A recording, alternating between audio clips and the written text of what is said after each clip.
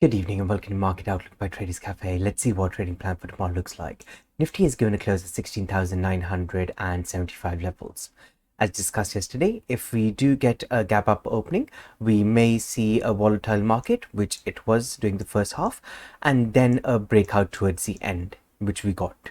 However, now the breakout in this case was a rather smaller breakout, so the potential that you could get was only about 45-50 odd points. Okay, hence we did not take a trade on that. Now, plan of action for tomorrow.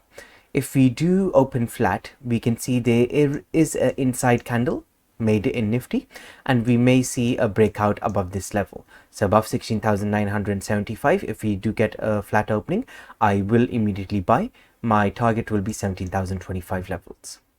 Now, in case of a gap up opening at round about the 17,025 level, 17,050 levels, we need to see what Nifty does at those levels. Now, if the first candle is a bullish candle, we can look at buying above the candle high for a long trade, in which case we will be trailing our stop losses on 5-minute time frame.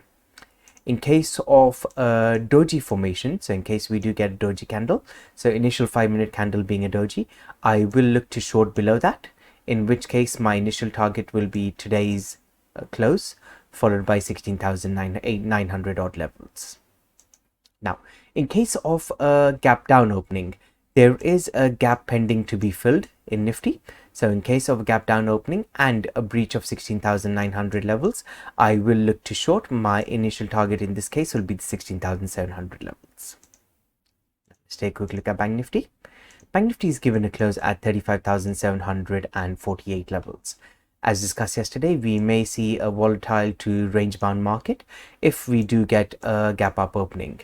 Now, plan of action for tomorrow is Banknifty is pretty much traded within a range, so we will be waiting for either a breakout or a breakdown of this range. Above 35,750 levels, I will look at immediately purchasing for a target of 36,000, which is a round level.